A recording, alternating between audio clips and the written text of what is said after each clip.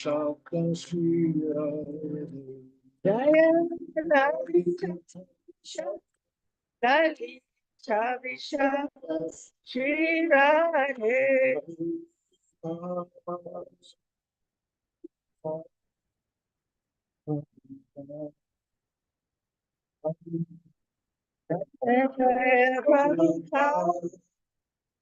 Prabhu Prabhu Shila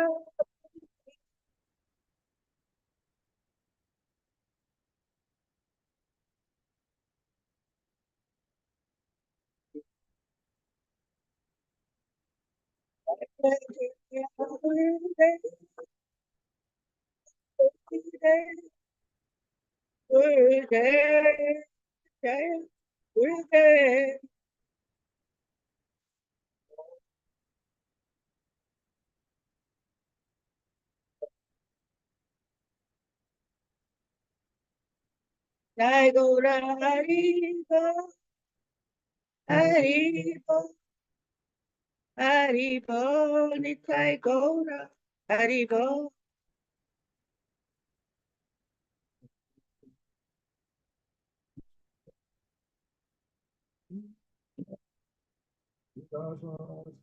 Jai.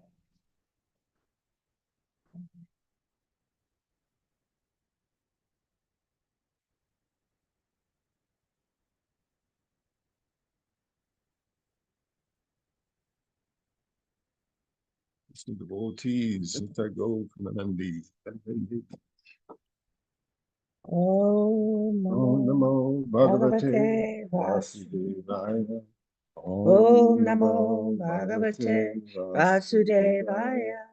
Om Namo Bhagavate Vasudevaya. Narayanam Namaskritya Narancha Narottamam Devim Saraswati Vyasam Tato Jayam Udaya Nasta Praishu Bhadreshu Nityam Bhagavati Sevaya Bhagavati Uttama Shloka Bhaktir Bhagavati Naishtaki.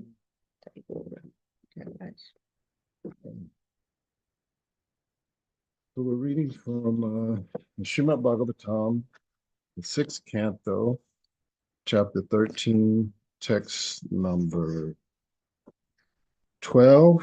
13 is where we will begin. There's only a one-line purport there, and so I was instructed to read the other texts and translations until the end of the chapter, and then the first verse of chapter 14.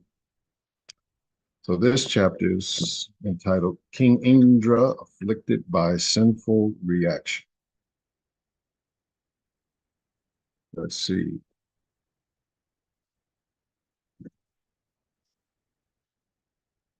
Tam dadarshana nudandantim chandalim eva rupinim javayavi pamanagim yakshamagrastam ashrikpatim vikriya palitam kesham tishta tishteti vashinim Nina Grandia Sugandena Kurvatim Margadushanam.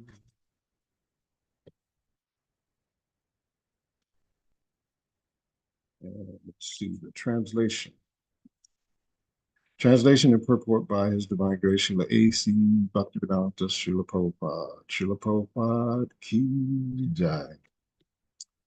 So Indra saw sin, personified sinful reaction, chasing him, appearing like a Chandala woman, a woman of the lowest class.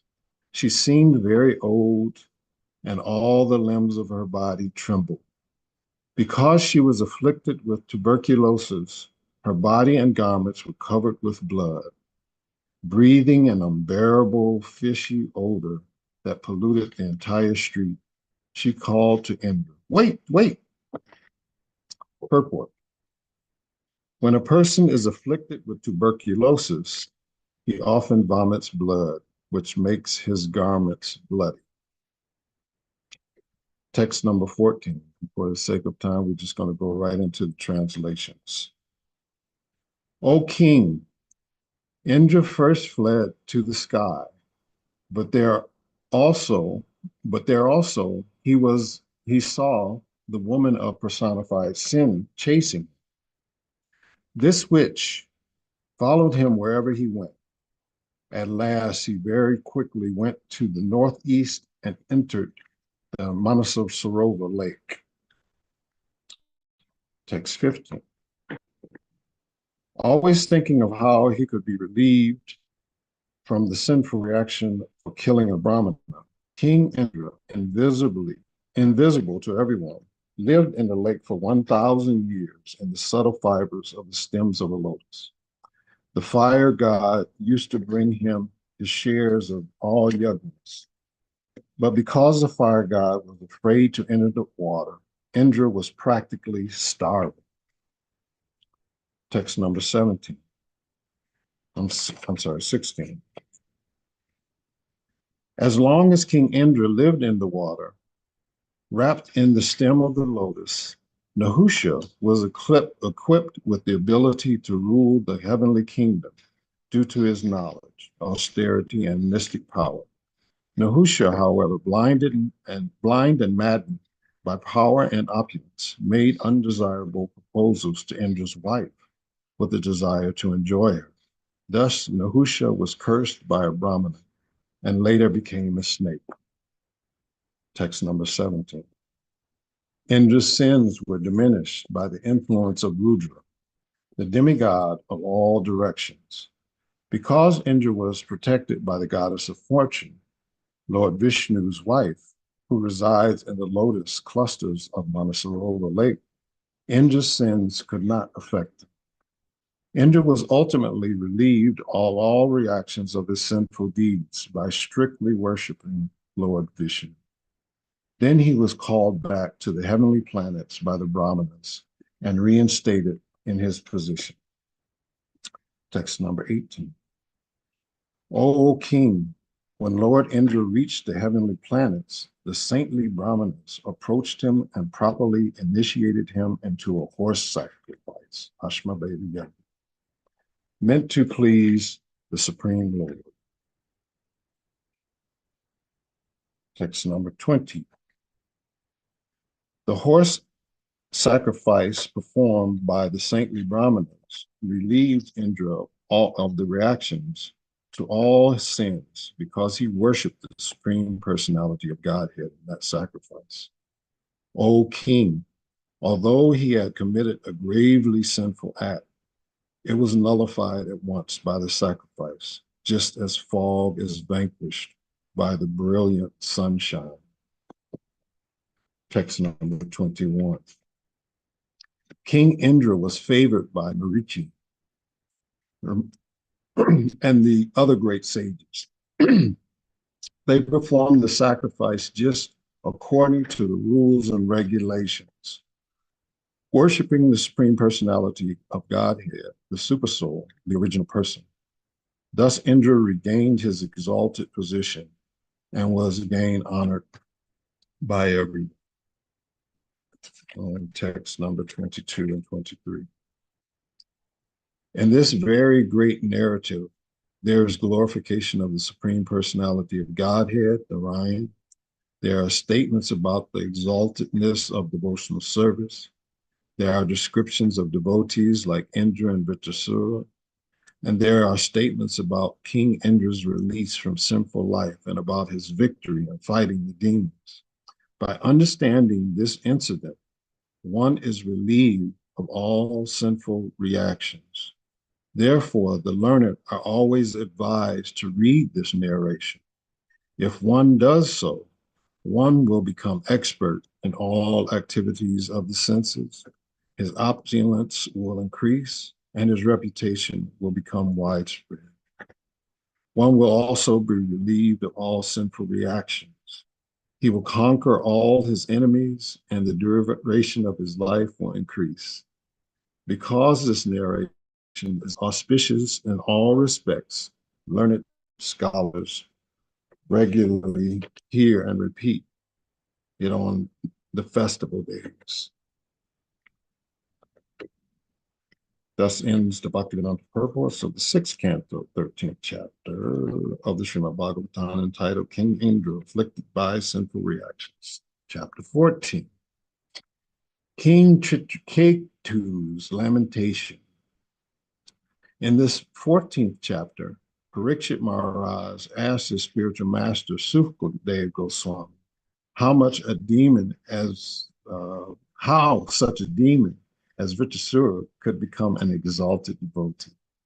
In this connection, the previous life of Vritrasura is discussed. This involves the story of Chitraketu and how he was victimized by lamentation because of the death of his son. Among many of the living entities, the number of human beings is extremely small. And among human beings who are actually religious, only some are eager to be liberated from material existence. Among many thousands of people who desire relief from material existence, one is freed from the association of unwanted persons or is relieved of material contamination. And among many millions of such liberated persons, one may become a devotee of Lord Narayan. Therefore, such devotees are extremely rare. Since bhakti, devotional service, is not ordinary, Parikshit Maharaj was astonished that an asura could rise to the exalted position of a devotee. Being doubtful, Parikshit Maharaj inquired from Sukadeva Goswami, who then describes Vritrasura with reference to his previous birth as Chitraketu, the king of Surasena. Chitraketu, who had no sons, got an opportunity to meet the great sage Angira. When Angira inquired from the king about his welfare, the king expressed his moroseness, and therefore, by the grace of the great sage, the king's first wife, Kritadayuti, gave birth to a son who was the cause of both happiness and lamentation. Upon the birth of his son, the king and all residents of the palace were very happy. The co-wives of Kritadayuti, however, were envied, and later they administered poison to the child. Chitraketu was overwhelmed by shock at his son's death. Then Narada Muni and Angiri went to see him. So text number 1, translation in purple. King Parikshit inquired from Sukadeva Goswami, O learned Brahmana, demons are generally sinful, being obsessed with the modes of passion and ignorance. How then could Vritrasura have obtained such exalted love for the Supreme Personality of Godhead? Purple. In this material world, everyone is obsessed with the mode of passion and ignorance. However, unless one conquers these modes and comes to the platform of goodness, there is no chance of one's becoming a pure devotee. This is confirmed by the Lord Krishna himself in Bhagavad Gita 7:28. Yesham tvam matam gatim papam jananam punya kamanam te dvanda mukha mukta bhajante mam vrittaha. Persons who have acted piously in previous lives and in this life, whose sinful actions are completely eradicated and who are freed from the duality of delusion, engage themselves in my service with determination. Since Vritrasura was among the demons, Maharaj Parikshit wondered how it was possible for him to have become such an exalted devotee. How do you go? That was a lot. That was a mouthful. Oh my God, Radhasya Gadagada Shalakaya Chakshuramanitamyena Tasmai Shri Gurve Namaha Shri Chaitanya Manobhisham Stapitam Yena Bhutale Swayamrupa Kadamayam Dadati Swapadantikam Vandeham Shri Guru Sita Parakamalam Shri Guru Vaishnavamscha Shri Rupam Sarvajitam Sadhana Radhinatam Yatam Sajivam Sadvaitam Sarabhutam Parijana Saitam Krishna Chaitanya Deva Shri Radha Krishna Padam Sadhana Lalita Shri Vishakam Vitamscha Hey Krishna Karuna Sindhu Dinabandhu Jagapate Gopesha Gopika Kanta Radha Kanta Namastute Tapta Kanchana Gaurangi Radhe Vrindavaneshwari Rishabhanu Sutta Devi Pranamami Yadi Priye Patapapa Turubishta Kripa Sindhuga Evita Titanam Pavni Vaishnava Yom Namo Namah Jai Sri Krishna Chaitanya Prabhu Prabhu Nityananda Shri Advaita Gadadhara Shivasari Gaura Bhaktivedanta Hare Krishna Hare Krishna Krishna Krishna Hare Hare Rama Hare Rama Rama Rama Hare Hare Panchakalpa Turubhishcha Kripa Sindhuga Evacha Patitanam Pavnebhyo Vaishnavibhyo Namo Namah Hare Hare. That was a mouthful. Hari Bol Devotees, thank you for your patience. And thank you for being here. Let's see, we're going back to text number 12 and 13. Indra saw the personified sinful reactions chasing him. Appearing like a Chandala woman, woman of the lowest class, it seemed very old, and all the limbs of the body trembled because she was afflicted by tuberculosis. Her body and garments were covered with blood, breathing an unbearable fishy odor that polluted the entire street. She called to Indra, wait, wait. I'm going to call the Rajalila. Talk about this Chandala woman. So of course, Kabir Prabhu is giving the class, and we see that it's already 7:24. So we are gonna share on this point really quickly about this this personality that's chasing Indra, and Srila Prabhupada made her very graphic, and of course he made her a her. Well, the translation is that it's a woman. And woman of the lowest class. So Indra is not used to that, right? He's a king. And so he's always with women that are supposedly in a different category, a different class of women. Society women, high class, well, high class means demigod class women. And so this is a different type of woman that's chasing him. And he's not a little bit, he's a lot, very fearful of this woman. So Prabhupada makes this point. He actually specifies this point about this lady being afflicted with tuberculosis, and that her garments, her clothes was covered with blood. And so we know that when somebody has tuberculosis, that blood is a symptom of that. There's not much really to say about this other than the fact that this sin that Indra committed, he killed two brahmanas. So in this role that he's playing the role of a villain in this particular pastime. I mean, he's always seen somewhat doing something different, but in this pastime, he's playing that role of a villain. And he's actually helping us to understand that even though he's this great personality, and he's king and he's a Checha, that this woman in this form can make him afraid, can frighten him, and he is running from this person. I did find in the 10th canto of Srimad Bhagavatam, because Prabhupada mentions, I think, in the next text. Let me just take a look at that real quick. In text 2, I'm sorry, in text maybe 13 it is, if I remember correctly.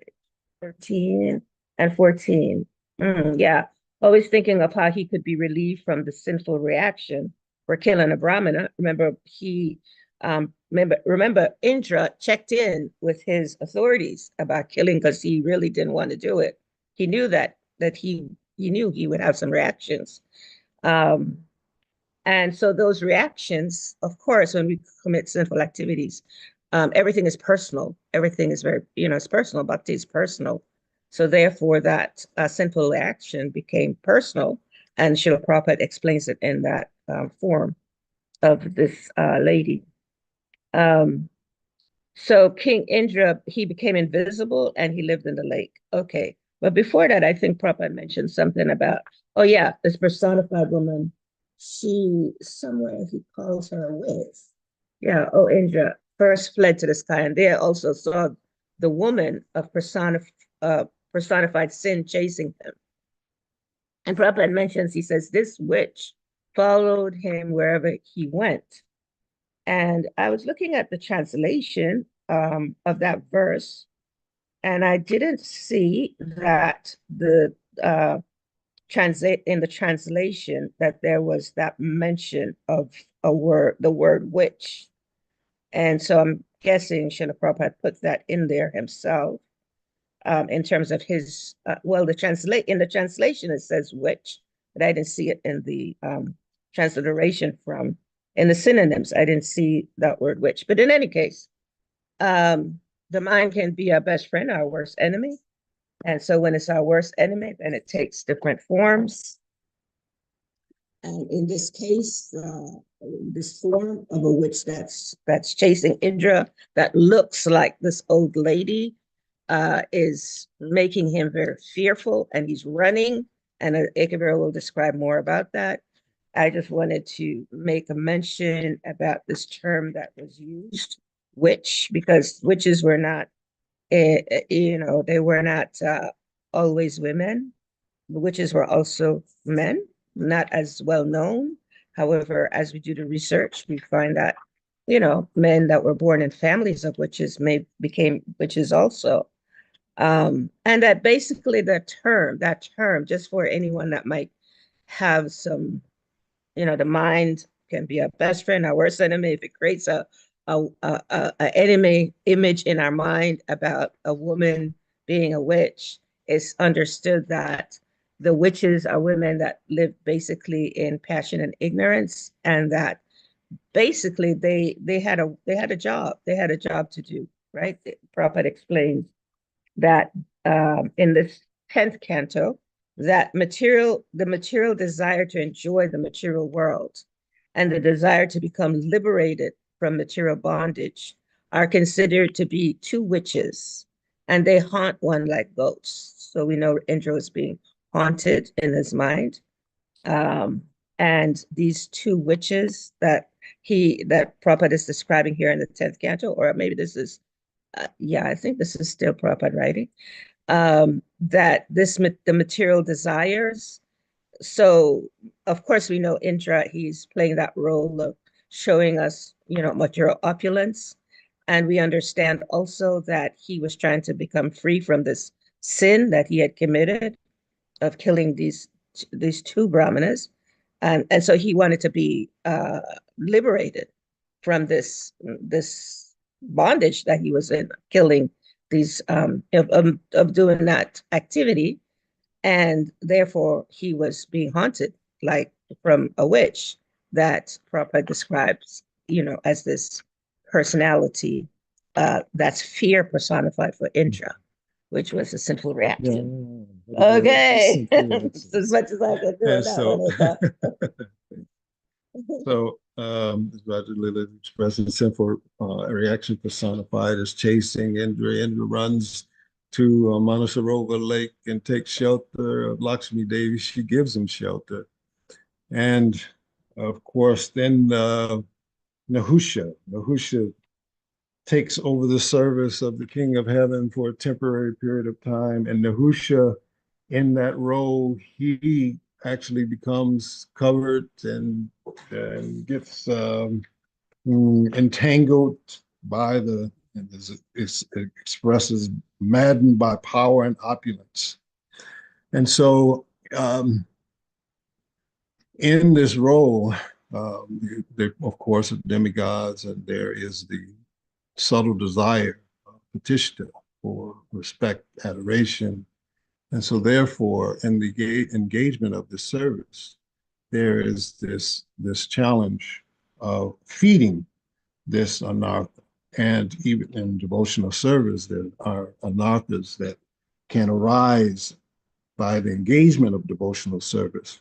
And Sri Chaitanya Mahaprabhu expresses that there are two creepers that can grow, Bhakti Lata as well as these other creepers. And if one does not become aware of these other creepers and pull the creepers out, then they grow simultaneously and they can choke off the Bhakti Lata, the devotion that we have to the Lord and his devotees. And so this is what has taken place and is instructional when with this personality, not only Indra, but Nahusha. I'm going to move on to. Don't forget, Nahusha also tried to take Yeah, Indra's wife. and So that was another part of his downfall. that's a part of his Qualified and not qualified. and that's the situation when we take on certain roles, um, especially if we have the subtle desire for acknowledgement, appreciation, and we tend to call it pratishtha. Um, and then again, who in the material world doesn't have these particular needs, a need for acknowledgement and appreciation? So therefore, Sri Chaitanya instructs us in the third verse of Shikshashtaka that one must develop and cultivate this mood of humility and to offer respect to others and not expect this return, of respect. And so in this way, one, while chanting the holy names, can be freed or purified from this subtle desire that we have for acknowledgement, pratishtha. And we won't go into that right now. So, okay, we're going to move on to King Parikshit's inquiry. He's expressing that how is it possible that Vritrasura can be such an exalted personality? We see in his pastime, in a nutshell, Indra is displaying the mood of a Sakama devotee, mixed with, mixed in his desires, and then Vritrasura is an exalted devotee, Akama devotee, and both worship Vishnu. And at the same time, they had different moods and intention. And so Indra took shelter to eradicate his sinful reactions, and Vritrasura, he took shelter to please the Lord and the service mood. And that was the difference. And it's illustrated in this pastime. And it's interesting that there are many chapters in which this pastime is spoken, and which means that it's a very instructional pastime, something for us to actually learn from and to meditate upon and see how it can actually be applied. This pastime can be applied, and principles can be applied in our own devotional lives. And so Maharaj Pariksit, he's just bewildered. How is it possible? And so what came up for me in this verse was that the theme of never judge a book by its cover. Never judge a book by its cover. Never look at the externals of a devotee and make a judgment based upon. Because externally, Vritrasura was covered. He was in the body of a demon. But at the same time, he was a great devotee. And so, and also, it was based upon Krishna's divine will. And throughout the Srimad Bhagavatam, we see that Krishna's will is quite intricate, and it's sometimes very difficult to understand through our intelligence. And so therefore, it's important to read the pastimes, meditate on the pastimes, contemplate upon the pastimes, seek the shelter of sadhu sangha to get a deeper understanding of the pastime, because Krishna oftentimes does many things simultaneously. And this is something that was taking place in this pastime. Vritrasura was preaching to Indra on the battlefield. Um, when Indra dropped his weapon, he told him, pick it up, grab it.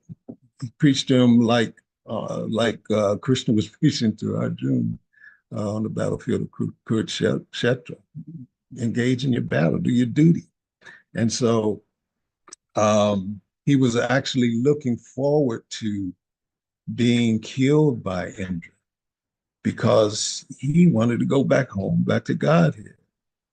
He wanted to move through this pastime and go through whatever the Lord was desiring him to go through so that he can go back home, back to Godhead. And so he was in meditation, deep meditation, when Indra was actually trying to kill him, trying to remove his head. And he was just not disturbed because he was fixed. And Parikshit was like, how is this possible? And so Vritrasura illustrates the mood of a pure devotee. He illustrates this mood of a akama devotee, being fixed and desiring only to please the Lord by being the Lord's instrument and acting like a puppet.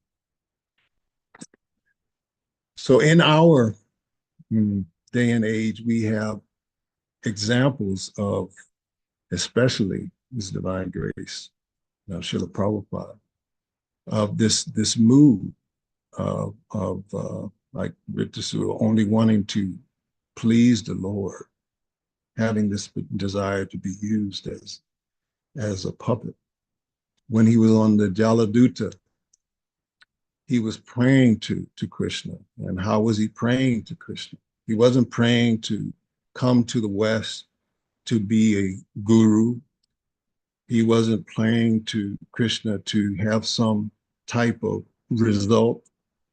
He was praying to Krishna to give him the strength to follow the order of his spiritual master. He was praying and always in the mood of a disciple, trying to fulfill the order of his spiritual master and crying out to the Lord, however you want to use me, however you want to use me, just make me dance, make me dance, make me dance. And that was Srila Prabhupada's mood. And that's why he was used to actually spread the glories of the holy name throughout the Lord, carrying out Sri Chaitanya Mahaprabhu's mission. And that was the mood that is illustrated in Chaitanya Mahaprabhu's 8th verse of the Shikshastaka. So what other cases do we see these personalities? Vritrasura was a demon in a demon's body, but he was a great devotee. You have Hiranyakashipu. He's in the body of a demon, but we find that, we look a little further, who is he? He's actually one of the gatekeepers, and they were actually cursed to take birth, to engage in this pastime. And oftentimes, Hiranyakashipu, he's spoken with kind of like ill intent because he's playing the role of the demon. He's manifesting all of these characteristics, demoniac characteristics.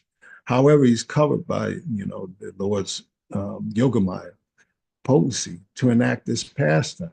If it was not for Hiranyakashipu, then we would not see the glories of the devotee, Prahlad Maharaj, and we wouldn't have the incarnation, the appearance of Nrsimha Dev.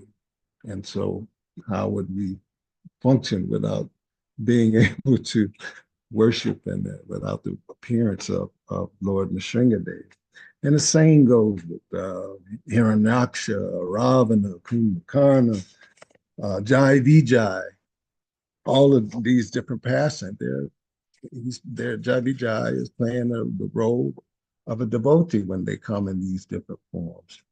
And how did they actually come? The same principle applies uh, to them when they were in the Vaikunthas. They are approached by the Kumaras, and the Kumaras are judged by the externals. You know, they're coming like little boys. They, Jai Vijay don't know who in the world they are, judged by the externals. So this theme is something that is extremely instructional.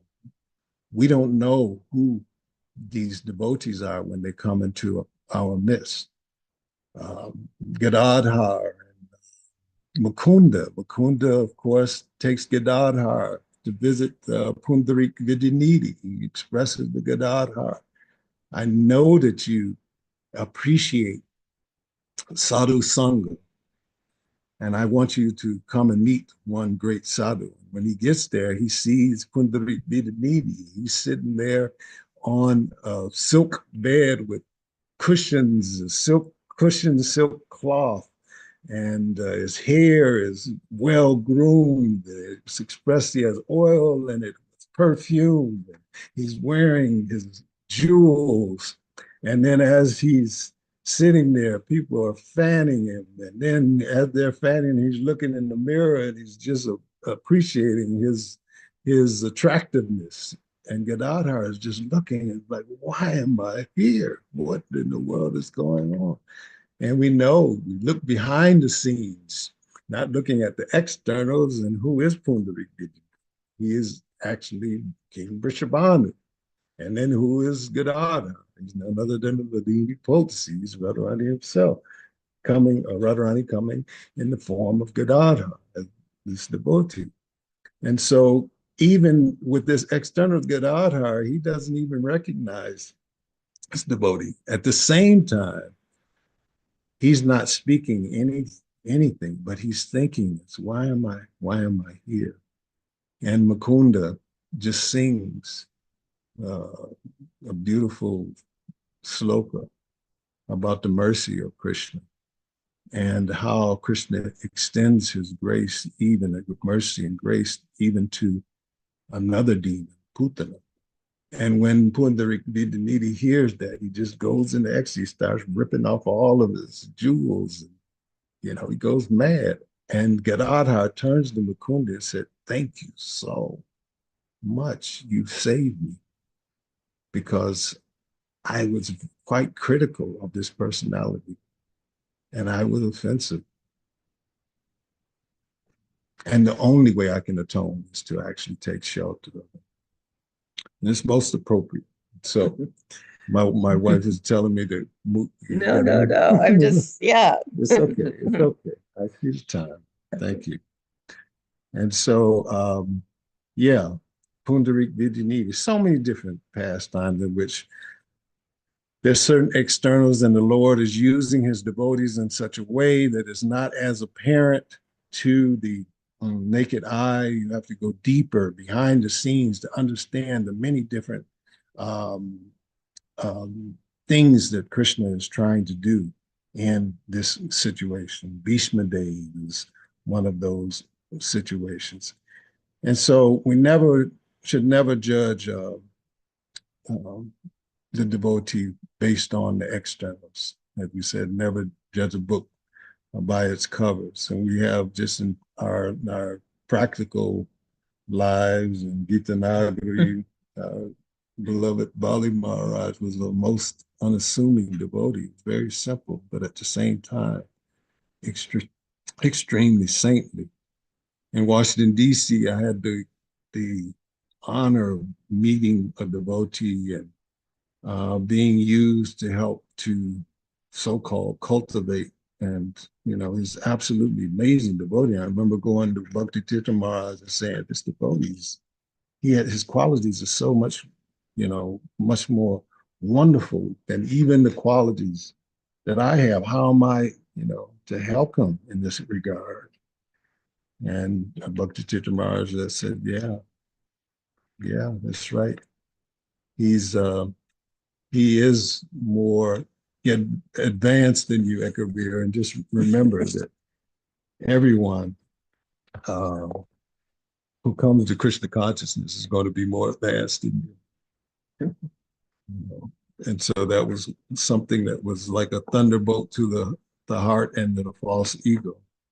So many of these different devotees,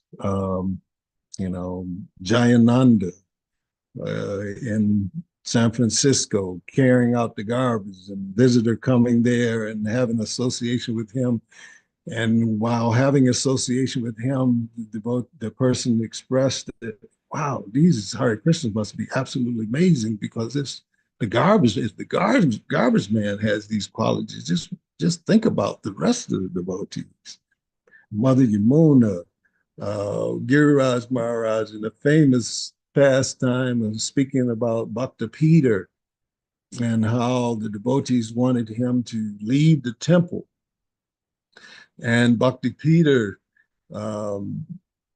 was just trying to be a devotee, but had some eccentric tendencies. And Srila Prabhupada, they went to Srila Prabhupada, and Srila Prabhupada told the temple president, can't you just please just tolerate?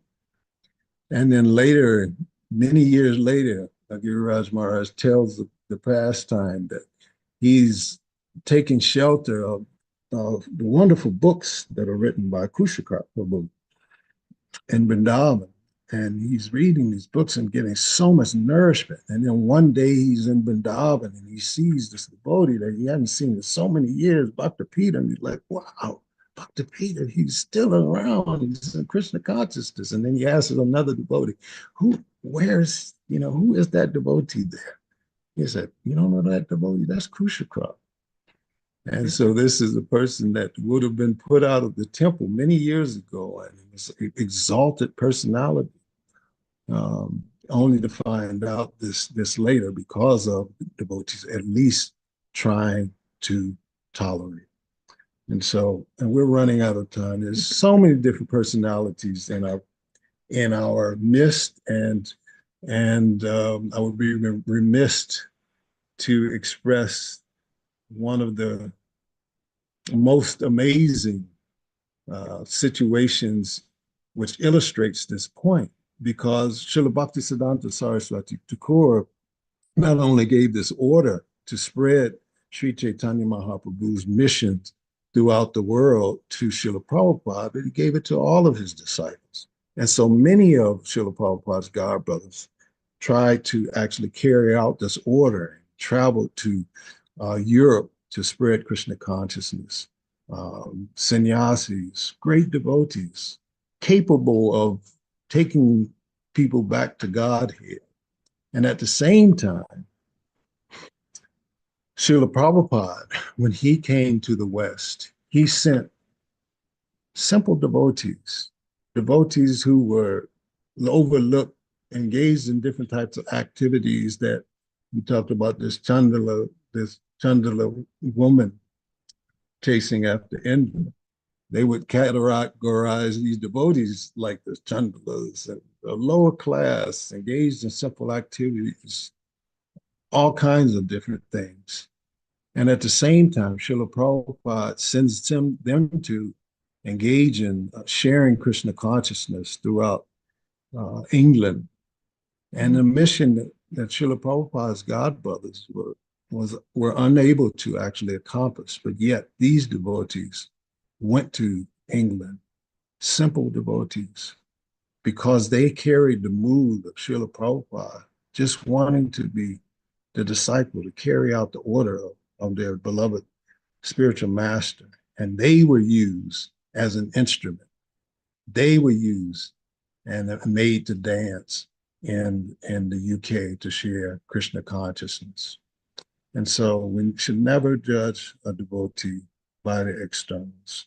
And that's one of the main points that I wanted to make today. Ah, beautiful, like So yeah, we're gonna end, and yeah, we're just gonna bring it back to just us. As always, when we give classes, we look at ourselves, we try to be introspective, try to be reflective in terms of what we learn. And yeah, this past time that we're completed and the one we're entering into, helps us to remember within ourselves how much are we allowing our minds to be a villain within ourselves. This villain mentality that Indra is enacting for us is to help us, because Bhagavad Gita in the 6th chapter explains to us that, we can be our best friend. Our mind, we can allow our minds to be our best friend, our worst enemy. And so if we let our mind control us, then it can make our life into a horror movie, just like Indra right now. This past time is showing us how much of a horror movie it could be, what Indra did. So yeah, how can we incorporate that theme of the Bhagavad Gita in, at least for Ekavir Prabhu and myself, that's what we introspect on, how to incorporate that in our lives on a daily basis. Tigeranga. Just before we end, I just want to share a prayer. I had this prayer in my file, and I was looking up operads and Vaishnava operad, and it's a sweet prayer. I don't know where I got it from, but I just share it with the devotees now. So, Lord Krishna and my beloved spiritual master, with a humble heart, I pray to be shielded from the grievous offense of Vaishnava aparad. Grant me the vision to see the divine within every devotee, and the strength to always treat them with utmost respect, love, and reverence. May my words and actions never cause pain or discomfort to any Vaishnava, but instead be the source of inspiration and encouragement on their spiritual path. Please purify my intentions and guide me to always serve the devotees with a pure and selfless heart. I surrender myself completely to your lotus feet, begging for your grace to avoid any offense against your dear devotees. Srila Prabhupada ki jai. Gantarash Srimad Bhagavatam ki jai. Haribol.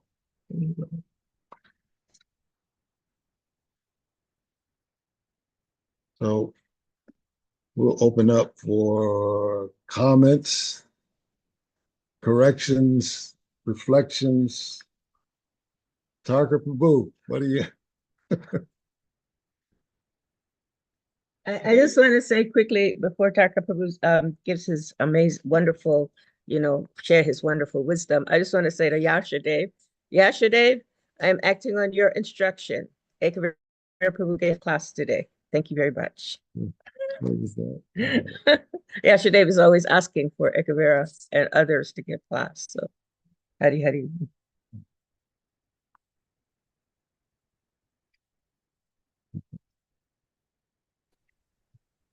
Hare Krishna Prabhus. I I want to thank you for a wonderful class. It was a great reminder of the importance of properly honoring devotees. They are so rare and so special. And I really loving Ekavir Prabhu's description of various devotees that sometimes we don't appreciate for one reason or another. It happens not infrequently that individuals come to our movement and they don't always fit into the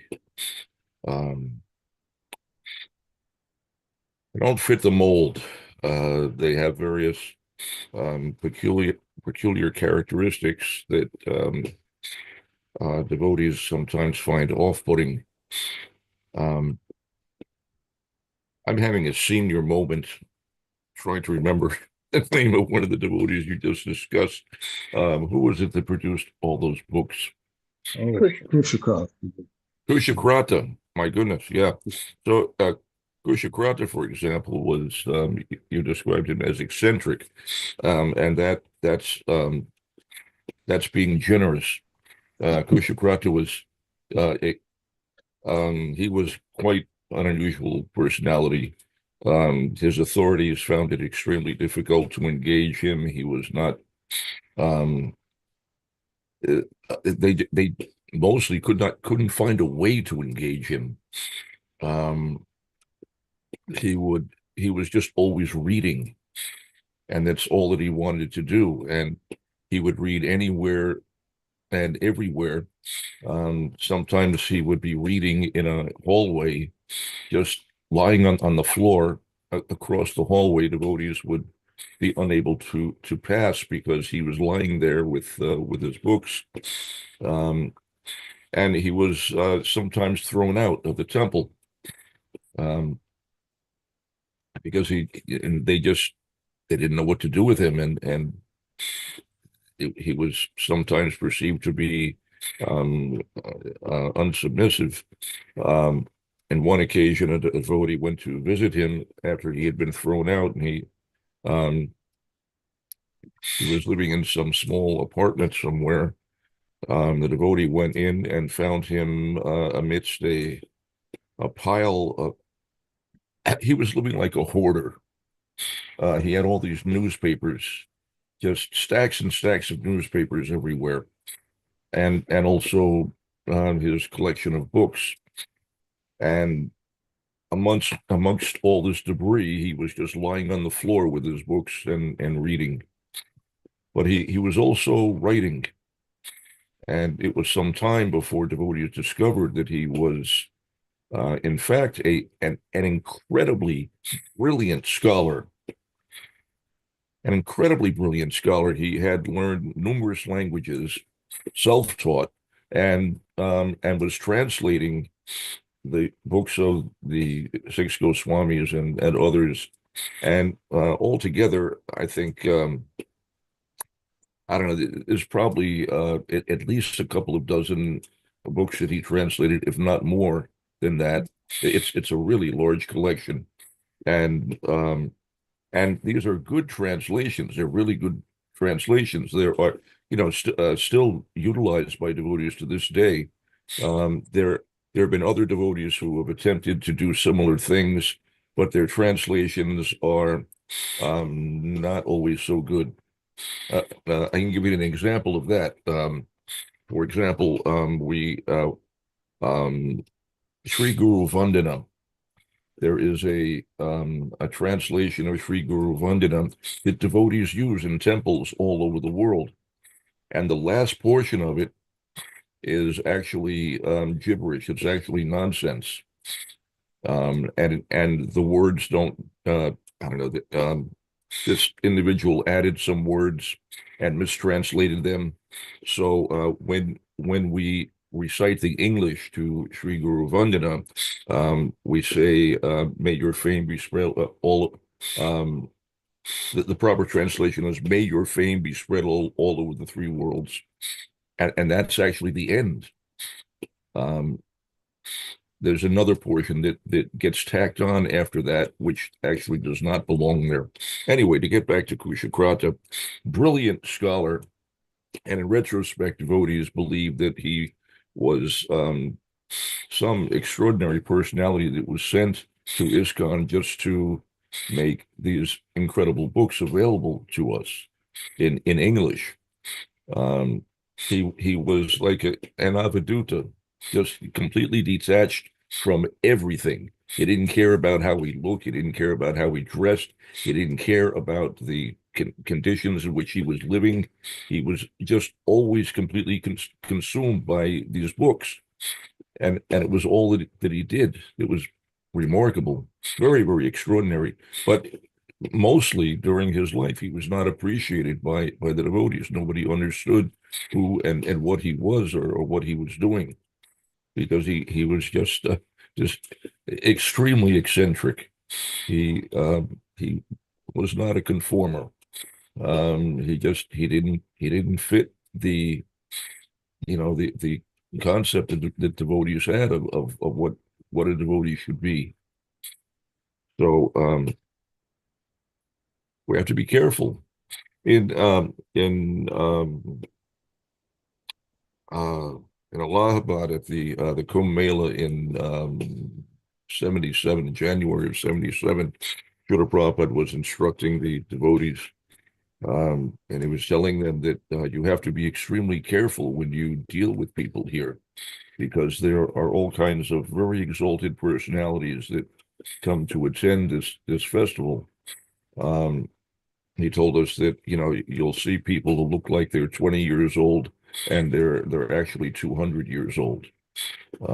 And you have no idea what you're dealing with when you look at them. They can look like anything, but they can be extraordinarily exalted souls, and so you have to be respectful of everyone, regardless of their external appearance.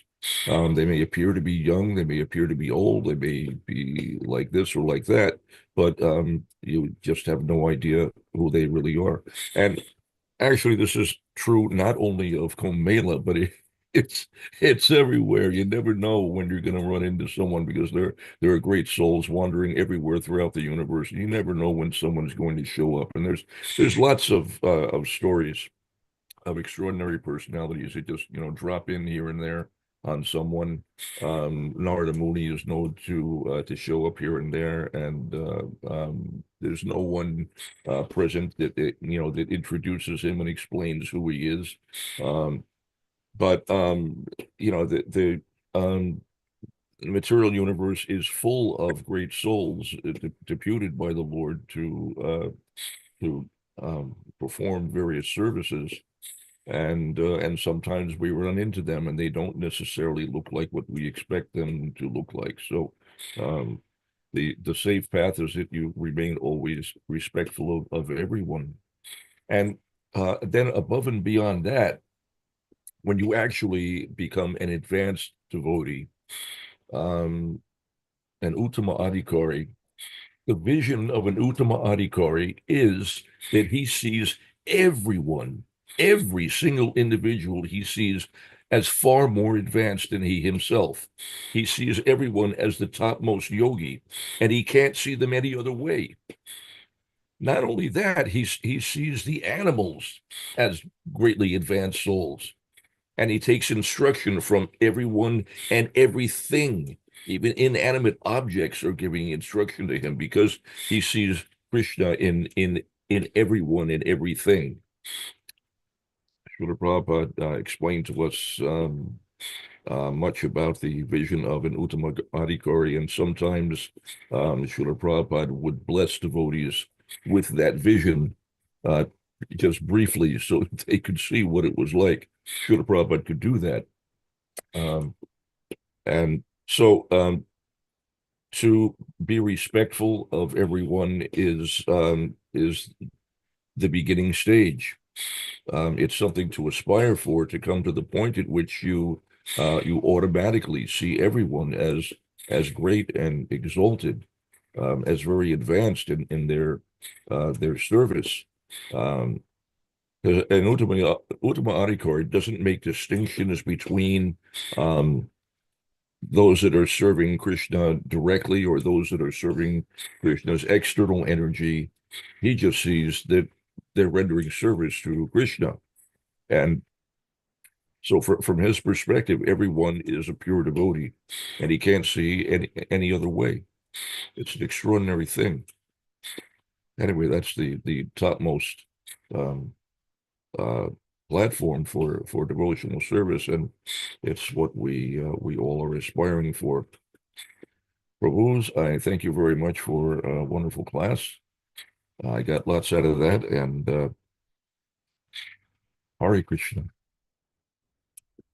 Hare Prabhu. Thank you. Thank you so much for sharing that, Dr. Prabhu. There any more reflections or comments? If not, we'll end here. Thank you, everyone. Thank you. Thank you, devotees. Spending your time here. Yeah. See you next Friday. We're doing this until Dhruva Prabhu gets back, he gets back on the 8th, and we're just filling in for him.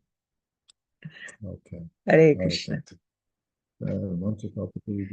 Vipassindhya eva cha, patitanam Hare pavane. Krishna. I had one comment to make. Jai, thank you for the class. Very, very instructive and wide-ranging. A lot of wonderful examples, especially on the point of never judging a Vaishnava by externals. And I was thinking about how important it is to, in this regard, to disregard our own minds, assessments or conclusions, and see through the eyes of Sastra. So thank you so much for giving all the examples, because what's going to be, what is most prevalent, yeah, is our mind's thoughts. You know, we live with our mind, our greatest friend, our greatest enemy. And so in this regard, we can see something or experience something from devotees that don't jive with what the mind expects or wants, or or expects from a Vaishnava. But the examples you gave really helped me to see how important it is to see through the eyes of Shastra, more than through the eyes of the filter of the mind. Thank you. Thank you for bringing out that point. Mm. This is, there were many points that I wanted to make. However, a little difficult considering the amount of text. However, I was really appreciating, reflecting on, the pastime, and then also reflecting on, the mood of the exalted devotees doing whatever is pleasing to the Lord. Whether in heaven, whether in hell, whether in the body of the devotee, whether in the body of the demon. And then there are saints among us. You never really know, who these personalities are. I remember one time we were in Vrindavan. Oh, that's okay. Yeah, we're out of time. We won't go there. We'll take order. So thank you, devotees. There you go. We'll end here. Venturaj, Srimad Bhagavatam, Ki Ki Jai. Srila Prabhupada, Ki Jai. Haribo. Srila Damodar. Hari Hari. Thank you very much. Okay. I think Tarka mentioned to us last week that we won't see the deities because we're doing it from our home, from where we are. We're not in the temple. So maybe we'll try to see if we can go to the temple next week. So you can see their lordships. Sorry. So we're just gonna go. Okay.